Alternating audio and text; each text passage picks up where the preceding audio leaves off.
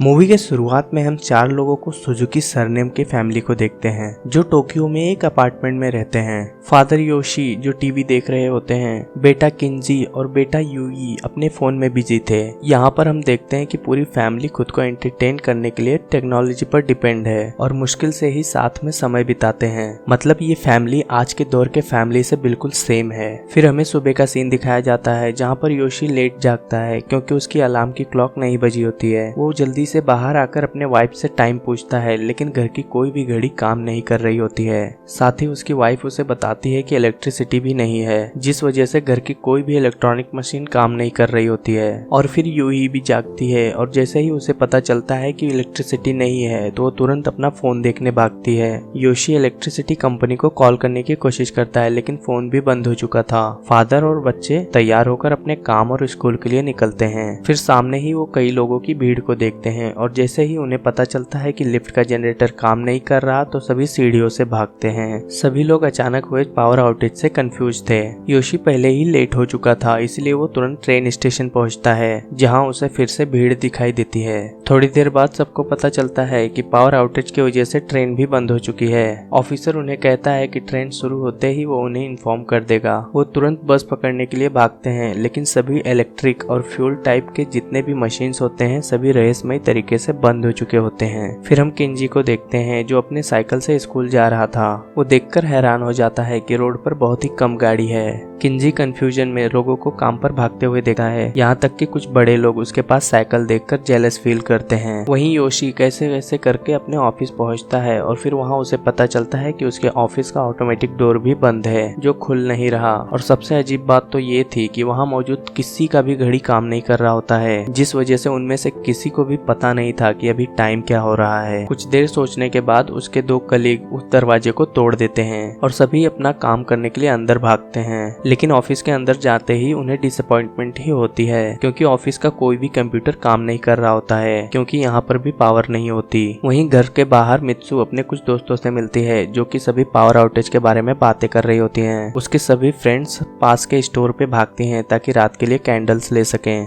मित्सु confuse थी क्योंकि उसे लग रहा था कि रात तक पावर आ जाएगी, लेकिन फिर भी वो अपने फ्रेंड्स को फॉलो करती है और स्टोर में देखते हैं कि सभी लोग खाना पानी का स्टॉक जमा कर रहे होते हैं। मित्सु भी यही करती है, लेकिन पेमेंट करने के लिए बहुत ही लंबी लाइन लग चुकी थी। अब पेमेंट मशीन भी बंद हो चुकी थी क्योंकि वो भी इलेक्ट्रिसिटी से चलती है। फिर कैशियर अनाउंस करती है कि वो सिर्फ कैश लेगी। फिर कुछ लोग लाइन तोड़ के एटीएम भागते हैं। फिर वहाँ उन्हें पता चलता है कि एटीएम भी काम नहीं कर रहा। वहीं योशी के ऑफिस में दिखाया जाता है जहाँ पर लोगों को समझ में आ जाता है कि ये कोई नॉर्मल पावर आउटेज नहीं है, लेकिन उन्हें नहीं पता कि हुआ क्या है। उनका बॉस उन्हें छुट्टी दे देता है क्योंकि कोई भी कंप्यूटर पर काम नहीं कर सकता था पावर ना होने की वजह से। फिर योशी अपने घर वापस जाते समय एक साइकिल स्टोर पर जाता है। पावर आउटेज की वजह से साइकिल्स की कीमत बहुत बढ़ चुकी थी, लेकिन योशी फिर भी एक साइकिल खरीद लेता है। रात में घर पर हर तरफ कैंडल्स लगे होते हैं। सब लोग एक साथ बैठकर डिनर करते हैं। फिर केंजी वॉशरूम जाता है जहाँ उसे पता चलता है कि टॉयलेट का फ्लैश भी काम नहीं कर रहा और नल भी बंद हो चुका था। यूही कंफ्यूज होती है क्योंकि इलेक्ट्रिसिटी जाने से नल बंद नहीं होता।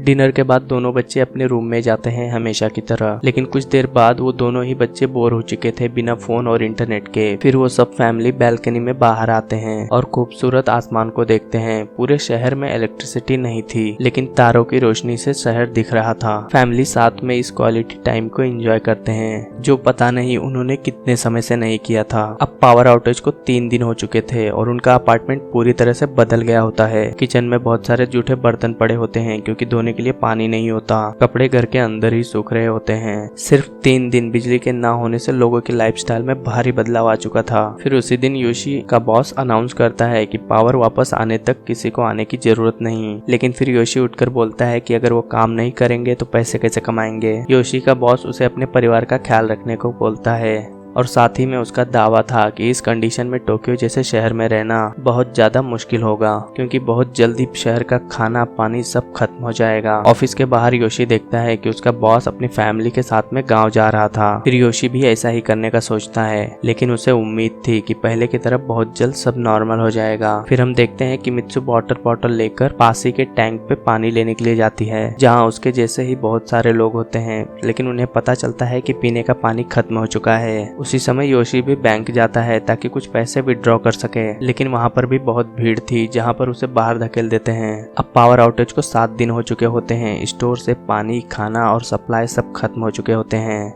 ऑफिसेस और स्कूल्स बंद कर दिए थे। पावर आउटेज की वजह से सारी फैक्ट्रीज भी बंद हो चुकी है। अब ज्यादा से ज्यादा लोग गाँव की तरफ जा रहे होते हैं, इसलिए योशी भी फैसला करता है कि वो भी यही करेंगे। अगले दिन वो अपना सामान पैक करके अपनी साइकिल से निकलते हैं। दोनों बच्चे खुद साइकिल चलाते हैं, लेकिन योशी मित्सु को अपने साथ लेकर निकलता है। उन्हें रास्ते में पानी खरीदना होता है, लेकिन सभी शॉप वालों ने पानी की कीमत बहुत ज्यादा बढ़ा दी होती है। मित्सु बार्गेनिंग करती है और कम दामों पे बहुत सारा पानी खरीद लेती है।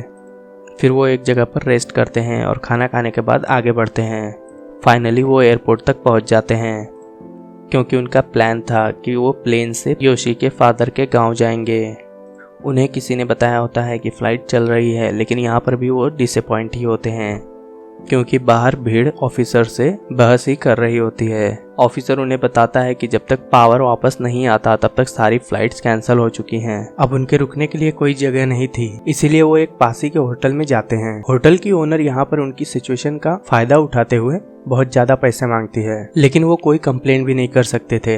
रात में योई उन्हें वापस चलने के लिए बोलती है, लेकिन योशी के मुताबिक अब तक टोक्यो में पानी और खाना खत्म हो चुका होगा और पानी के बिना वहाँ जिंदा रहना नामुमकिन है। अब उन्हें साइकिल से ही गाँव की तरफ जाना होगा। अगले दिन दोनों बच्चे एक बुक स्टोर में जाते हैं। वहाँ से वो एक मैप लेते हैं, जिससे कि वो खुद को गांव की तरफ नेविगेट कर सकें।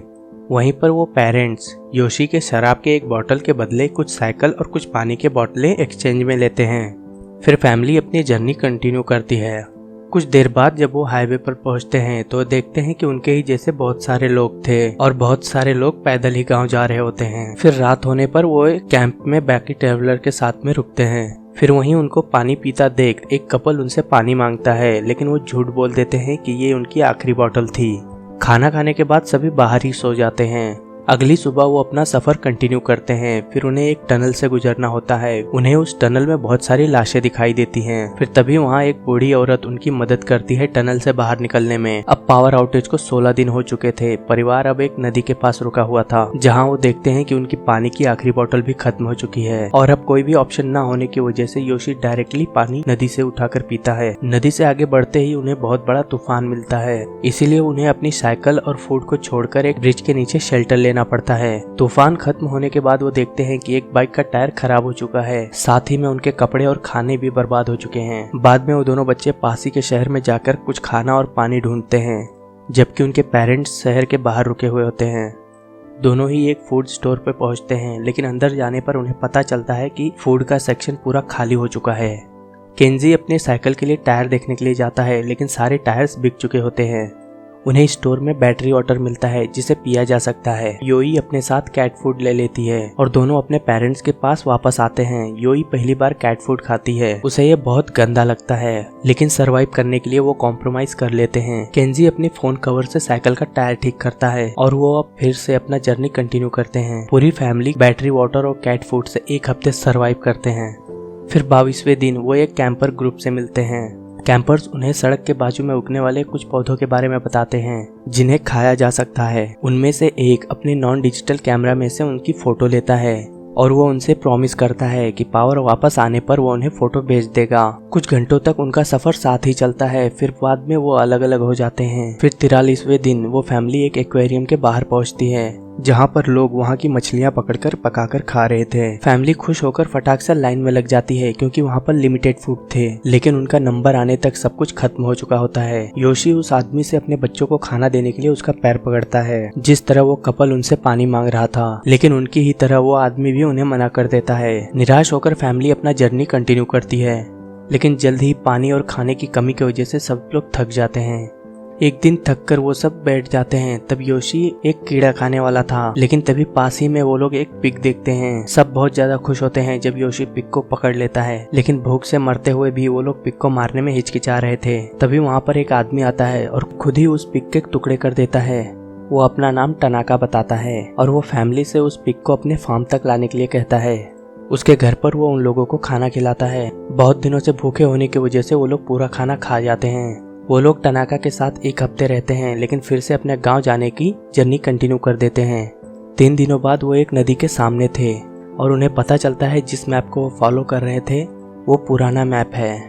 अब उन्हें अपने गांव जाने के लिए नदी पार करनी होगी, इसीलिए वो लकड़ियों के टुकड़े से एक राफ्ट बनाते हैं और बहुत मुश्किल से मित्सु और यूयू को नदी की दूसरी तरफ पहुंचाते हैं। फिर अगली ट्रिप में योशी और किंजी अपनी साइकिल लेने के लिए वापस आते हैं, लेकिन वापस आते समय बारिश बहुत तेज हो जाती है और पानी का बहाव भी, और उनका राफ्ट टूट जाता है और योशी साइकिल के साथ डूब जाता है। किंजी अपने फादर को बचाने की बहुत कोशिश करता है, लेकिन नदी में उसके फादर की सिर्फ विग ही मिलती है। योशी के डेथ के बाद तीनों ही नदी के किनारे बैठकर बहुत रोते हैं। कुछ समय बाद वो पैदल ही अपना जर्नी कंटिन्यू करते हैं। उनके पास अभी भी कुछ खाना था जो उन्होंने टनाका से लिया था। तीनों ही रेलवे ट्रैक पर चल रहे होते हैं, लेकिन अचानक कुछ डॉग मित्सु पर अटैक कर देते हैं, जिस वजह से वो ढलान से नीचे गिर जाती है। दोनों ही बच्चे अपनी माँ को बचाने के लिए नीचे भागते हैं, लेकिन जब वो जाकर देखते हैं तो उन्हें पता चलता है कि मित्सु का पैर टूट चुका है। वो किसी तरह ट्रैक पर वापस आकर आगे बढ़ते हैं, लेकिन डॉग्स फिर से उन पर हमला करते हैं। लेकिन तुरंत बाद ही उन्हें एक ट्रेन की आवाज आती है। तीनों बहुत ही हैरान होते हैं क्योंकि वो ट्रेन उन्हें लेने के लिए रुक भी जाती है। वो ट्रेन कोयले से चलती है, इसलिए वो ट्रेन अभी भी काम कर रही होती है। ट्रेन के लोग मित्सु का इलाज करते हैं और काफी मदद करते हैं उनकी। अगले सीन में हम योशी की बॉडी को देखते हैं जो कि नदी किनारे होता है, लेकिन हमें पता चलता है कि वो जिंदा होता है और किसी तरह वो अपने पास खड़े एक ट्रक के पास जाता है और तभी वो ट्रेन उसके बगल से गुजर रही होती है। तभी योशी अपना फायर स्मोक जलाता है ताकि ट्रेन के लोग उसे देख सकें। उसे देखकर ट्रेन रुक जाती है और फाइनली परिवार खुशी खुशी रियूनाइट होता है। ट्रेन उन्हें उनके गांव तक छोड़ती है और वो लोग कई दिनों बाद मित्सु के फादर से मिलते हैं और उनके साथ रहना शुरू कर देते हैं। और अगले सीन में हमें दिखाया जाता है कि पावर आउटेज को 2 साल 126 दिन बीत चुके हैं। पूरा परिवार खूबसूरत कागोशिमा गाँव में रहता है। वो यहाँ बहुत खुश थे। वो यहाँ पर फिशिंग करते, अपने कपड़े खुद बनाते और अपनी सब्जियां भी खुद ही उगाते थे। फिर एक दिन योशी अलार्म की आवाज से जागता है और फिर सभी गांव वाले भी जागते हैं। फिर हम देखते हैं कि पावर वापस आ चुका है। लाइट जलना और फोन बजने शुरू हो चुके थे। सभी बहुत ही हैरान होते हैं, लेकिन उन्हें पता नहीं होता कि पावर वापस कैसे आई। लेकिन यहाँ योशी की फैमिली खुश होने के बजाय दुखी नजर आती है। कुछ दिनों बाद वो परिवार टोक्यो वापस आकर अपनी पुरानी जिंदगी जीने लगते हैं और न्यूज में बता रहे होते हैं कि 2 साल और 126 दिनों का पावर आउटेज सूरज के सोलर फ्लेयर की वजह से हुआ था। कुछ लोगों का मानना था कि ये कोई टेररिस्ट अटैक था, लेकिन किसी को भी इस पावर आउटेज का असली रीजन पता नहीं था। सब लोग बस अंदाजा ही लगा रहे होते हैं। आखिरी सीन में हम देखते हैं कि उस फैमिली को एक फोटो आती है और ये वही फोटो होती है जो सफर के दौरान उस कैंपर ने ली हुई थी। पावर आउटेज ने लोगों को अपनी सबसे जरूरी दूसरी चीजों पर सोचने के लिए मजबूर कर दिया था, जिन चीजों को सभी इग्नोर करते हैं, जैसे कि सुजुकी फैमिली। पहले उन्हें एक दूसरे की कोई परवाह नहीं थी। सभी अपनी अपनी जिंदगी और फोन में बिजी थे, लेकिन अब वो इतने करीब थे कि जैसे पहले कभी नहीं थे। सिर्फ इसी वजह से, क्योंकि उन्होंने मुश्किल समय का साथ में सामना किया। तो दोस्तों, आपको क्या लगता है कि अगर ऐसा पावर आउटेज होता है दुनिया में तो क्या ऐसे ही हालात होंगे या फिर इससे भी बदतर होंगे?